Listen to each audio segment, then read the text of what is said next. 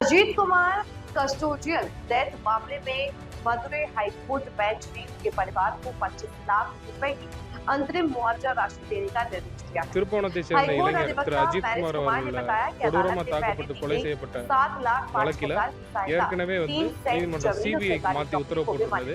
அது மட்டும் இல்லாமல் எவ்வளோ காம்பன்சேஷன் நீங்கள் அந்த ஃபேமிலிக்கு மானிட்டரியாக கொடுக்க முடியும்னு சொல்லி கோர்ட்டு பல கேள்விகளை கேட்டு வழக்கு என்று ஒட்டி வச்சிருந்தாங்க. இந்த வழக்கு இன்று மறு விசாரணைக்கு கொள்ளும்போது அரசு தரப்பில் ஆஜரான வழக்கறிஞர் ஏற்கனவே 7.5 லட்சம் ரூபாய் பணம் கொடுத்துருவோம் அப்படின்னு சொல்லி ஜிஓ ஒன்ன காமிச்சு ரெப்ரசென்ட் பண்ணாரு.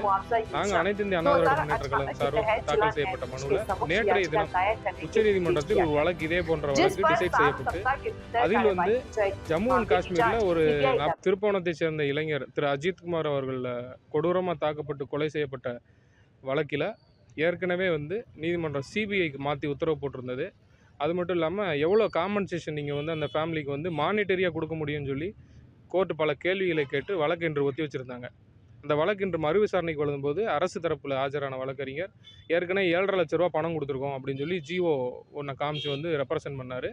நாங்கள் அனைத்து இந்திய அண்ணா திராவிட முன்னேற்ற கழகம் சார்பாக தாக்கல் செய்யப்பட்ட மனுவில் நேற்றைய தினம் உச்சநீதிமன்றத்தில் ஒரு வழக்கு இதே போன்ற வழக்கு டிசைட் செய்யப்பட்டு அதில் ஜம்மு அண்ட் காஷ்மீரில் ஒரு நபரை டார்ச்சர் பண்ண கேஸுக்காக உச்சநீதிமன்றம் என்ன பண்ணியிருக்கு, அந்த வழக்கை சிபிஐக்கு மாற்றி உத்தரவிட்டு அதனால் அந்த சுப்ரீம் கோர்ட் உத்தரவை பின்பற்றி 50 லட்ச ரூபா அந்த குடும்பத்துக்கு கொடுக்கணும் அப்படின்னு சொல்லி நாங்கள் முறையிட்டோம். அதை ஏற்றுக்கொண்ட நீதிபதிகள் 40 லட்ச ரூபா, அதாவது ஏற்கனவே 7.5 லட்ச ரூபா கொடுத்ததையும் அந்த இடம் மற்றும் வேலை வாய்ப்பு கொடுத்ததை கணக்கில் கொண்டு 40 லட்ச ரூபாயாக ஃபிக்ஸ்